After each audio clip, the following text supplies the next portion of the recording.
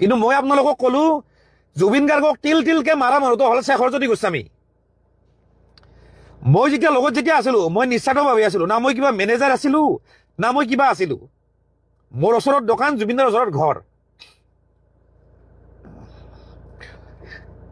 কিন্তু কেইপেক মদ খাই কিমান ভাত খাই চব চাই থাকো। আমি বুদ্ধি কৰি কৰি মদৰ গিলাচবিলাক চাইড কৰি দিম। তাৰা জুবিন দাক কেনেকে জীয়াই ৰাখিব লাগে আমি চেষ্টা কৰিছিলো। এই চোৱাৰৰ বাচ্চা আহি মাৰিছে, কিন্তু তাতে উঠাই উঠাই মাৰিছে জুবিন দাক। এই শেখৰজ্যোতি গোস্বামী। আপোনালোকক কওঁ জুবিনদাৰ বেণ্ডটো কিমান ডাঙৰ বেণ্ড আছিলে, জুবিনদাৰ মিউজিচিয়ানখিনি কিমান ভাল মিউজিচিয়ান আছিলে। চব সেই বেণ্ডক ঠান বান কৰি ভাঙি পেলাইছে এই শেখৰজ্যোতি গোস্বামী। আপোনালোকে যদি কাৰোবাক যদি চিনি পাই নহয় আপোনালোকে সুধি ল'ব, যিমানবিলাক মিউজিচিয়ান আছে তাতো সুধি ল'ব। জুবিনদাৰ বেণ্ডটো গোটাই ভাঙি পেলাই চেছ কৰি দিছে। সেই ৰাবুদাৰ তাতে জুবিনদাই প্ৰথম ৰিহাৰ্চেল কৰিছে। সেই ৰাবুদাক জুবিনদাই লৈ আহিছিলে, কিন্তু ৰাবুদাক উলিয়াই দিছে সেই ড্ৰামাৰ এই শেখৰজ্যোতি গোস্বামীয়ে পলিটিক্স কৰি কিনে। তাৰপিছত সোমাইছে সেই পাৰ্থ বেতলাক, সিহঁত মাদাৰ চুৰেটা চোৱাৰৰ বাচ্চা এটা। এই শেখৰে চব বেণ্ড ভাঙি দিছে। আজি শান্তনু বৰুৱা গিটাৰিষ্ট কোনে উলিয়াই দিছে? এই শেখৰজ্যোতি গোস্বামীয়ে উলিয়াই দিছে।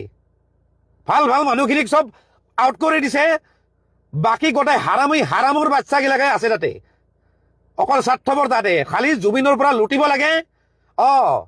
জুবিন গাৰ্গৰ ফাংচন আমি পইচা পাব লাগে, আমাক ইমান ইমান পেমেণ্ট কৰিব। ভাল মানুহবিলাকক চব চাইড কৰি দিছে। সেই হাৰামীৰ বাচ্চাটোৱে জুবিনৰ ঘৰৰ পৰা বস্তু চুৰ কৰে, নোকোৱাকে বস্তু লৈ যায়, ষ্টুডিঅ'ৰ বস্তু লৈ পেলাই সি ঘৰত লগাই দিয়ে। সিমানখিনি মই জানো। সি চোৱাৰৰ বাচ্চাটোৱে চালা। আজিৰ ডেটত তাতে মই সকলোৱে কৈ আছে যে শ্যামকানু মহন্ত দায়ী।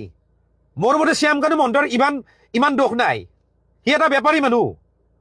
সি এগ্ৰিমেণ্ট কৰিছে যে মই অৰ্গেনাইজ কৰিছো, মই এখন ফেষ্টিভেল পাতিছো, তোমালোকে আহা। দায়িত্ব কাৰ হ'ব লাগে? লগত থকা মানুহকেইটাৰ। কৰবাত যদি শ্ব' কৰিব গৈছে যিজন মেনেজাৰ আছে তেওঁৰ দায়িত্ব। কিন্তু জুবিনদাৰ যিটো সেইটো পাগলামি, যিটো বাচ্চাৰ নিচিনা যিখিনি সি কাম কৰে, কৰিব নলগা যিখিনি কাম কৰে, ধৰক সাঁতুৰিব গৈছে কিবা গৈছে, সেইখিনি সময়ত ঠিক আছে মেনেজাৰৰ দায়িত্ব।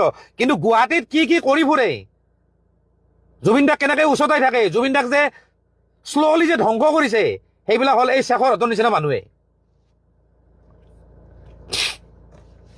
আৰু শেখৰৰ